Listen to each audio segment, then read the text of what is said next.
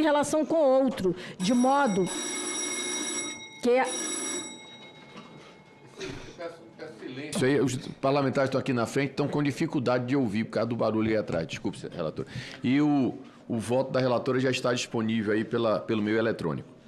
Ressaltamos que cada um dos indiciamentos pode possuir relação com outro, de modo que a atuação dos agentes se complementa em muitos casos e precisa ser contextualizada nesse vínculo indissociável. Assim, é necessária a leitura global do relatório e dos indiciamentos para integral compreensão. Um último esclarecimento é necessário. Alguns comportamentos poderiam ensejar em uma leitura mais rigorosa o indiciamento do sujeito na prática de atos ilícitos, seja de natureza criminal, civil ou administrativa.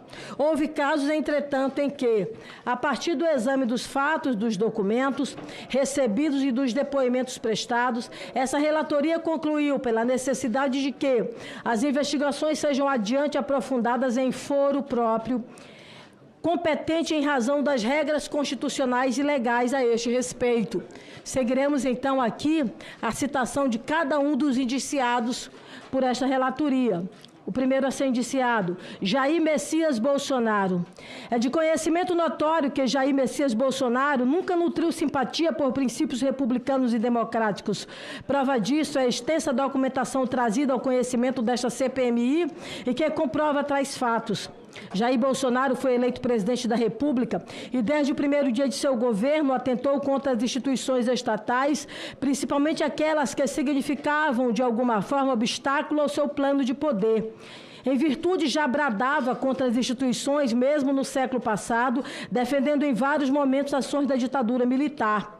Para atingir seu intento, o então presidente da República instrumentalizou não somente órgãos, instituições e agentes públicos, mas também explorou a vulnerabilidade e a esperança de milhares de pessoas. Jair Bolsonaro nunca foi um conservador no sentido tradicional do termo, nunca tendo defendido a manutenção das instituições, a prudência que deveria nortear a conduta verdadeiramente conservadora, nunca havia acompanhado sua figura e dela se manteve distante quando ocupou a relevantíssima função de presidente da República. Visto como figura mítica por seus apoiadores, Jair Bolsonaro se utilizou como pôde do aparato estatal para atingir o seu objetivo maior, cupinizar as instituições republicanas brasileiras até o seu total esfacelamento, de modo a se manter no poder de forma perene e autoritária. O então presidente tem responsabilidade direta como mentor moral por grande parte dos ataques perpetrados a todas as figuras republicanas que impuseram qualquer tipo de empecilho à sua empreitada golpista. Agentes públicos, jornalistas, empresários, militares, membros dos poderes, todos sofreram ataques incessantes por parte de Jair Bolsonaro e de seus apoiadores, muitos deles ocupantes de cargos públicos que se utilizavam da máquina estatal para coagir e agredir pessoas. Na CPI da pandemia realizada no âmbito do Senado Federal, ficou evidente a utilização do denominado gabinete do ódio para produzir e disseminar notícias falsas, bem como para realizar ataques em massa a adversários políticos utilizando-se de bots. Àquela altura, tal estrutura foi responsável pela morte de milhares de brasileiros. Ademais, o então presidente alimentou a violência entre a população brasileira durante vários eventos no período pré-eleitoral de 2022. Nos discursos dizia que o Brasil estaria atravessando uma batalha, estando de um lado seus apoiadores e do outro aqueles que discordasse minimamente de suas... e de outro qualquer um que discordasse minimamente das ideias bolsonaristas. Obrigada, querida. Bolsonaro também descredibilizou por diversas vezes o processo eleitoral ao longo de sua carreira política, proferindo inclusive discursos como: através do voto você não vai mudar nada neste país, nada, absolutamente nada. Você só vai mudar, infelizmente, quando nós partirmos para uma guerra civil aqui dentro, fazendo um trabalho que o regime militar não fez, matando 30 mil e começando por FHC. E se for morrer alguns inocentes, tudo bem. Neste passo, mesmo durante a campanha de 2018, questionava a lisura do pleito presidencial, afirmando que a urna eletrônica utilizada para a votação não seria auditável e, por isso, sujeita a fraudes, como citado em outros pontos deste relatório. Bolsonaro fez inúmeras lives durante o exercício do mandato de presidente, questionando o sistema eletrônico de votação, ocasiões em que sequer apresentava fundamento técnico ou fático concreto. Em uma das lives, Bolsonaro vazou o teor de um processo sigiloso em que apurava a invasão dos sistemas do TSE. Lembre-se que, de acordo com o que foi apurado por esta comissão, no dia 10 de agosto de 2022, o hacker Walter Delgatti se reuniu com Jair Bolsonaro em reunião intermediada pela deputada federal Carla Zambelli. O objetivo era tramar conspirações relativas a uma suposta fraude das urnas eletrônicas. Uma delas seria a produção de um código-fonte adulterado que pudesse ser utilizado em uma urna específica para uso em propaganda eleitoral. Em depoimento a esta comissão, o hacker também afirmou que teria recebido a proposta do ex-presidente para assumir a autoria de um grampo do ministro do STF, Alexandre de Moraes. Referido hack se encontrou no Palácio da Alvorada com o então presidente da República, momento no qual teria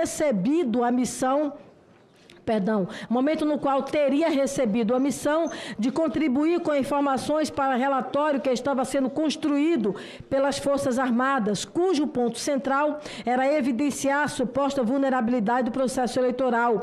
Referido relatório foi efetivamente construído e enviado ao TSE. Chegou-se ao ponto de que o presidente da República realizou uma reunião com os embaixadores estrangeiros no Brasil, denominada briefing, em que expunha a esdrúxula ideia de que o pleito presidencial de 2018 teria sido fraudado, alegando que teria provas disso, as quais nunca foram exibidas.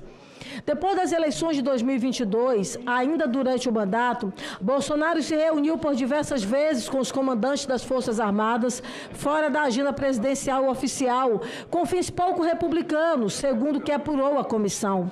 Também neste período iniciaram-se os acampamentos de teor golpista em frente às instituições militares por todo o Brasil. Um dos acampamentos foi instalado em frente ao quartel-general do Exército, adjacente à quadra residencial de general do setor militar urbano em Brasília. Desde o início, os acampamentos apresentavam cartazes e faixas de natureza antidemocrática, clamando por intervenção militar com Bolsonaro no poder. Dentre outras mensagens, conforme apresentado ao longo deste trabalho, nunca houve qualquer discurso ou pedido de Jair Bolsonaro para que os acampamentos fossem desmobilizados. Na prática, houve verdadeiro silêncio eloquente do então ocupante do posto de presidente da República, incentivando os acampados a permanecerem nos locais. Na esteira da instrumentalização do aparato estatal para a permanência do poder, há fartos indícios de que Bolsonaro se utilizou da Polícia Rodoviária Federal, por meio do então diretor-geral Silvinei Vasquez, para monitorar os locais, especialmente na região Nordeste, onde o candidato Luiz Inácio Lula da Silva, no primeiro turno do pleito de 2022, teria tido maior votação. No segundo turno da votação, em verdadeira forma de violência política, foram realizados diversos bloqueios e fiscalizações blitz que interferiram no deslocamento de eleitores naquela região.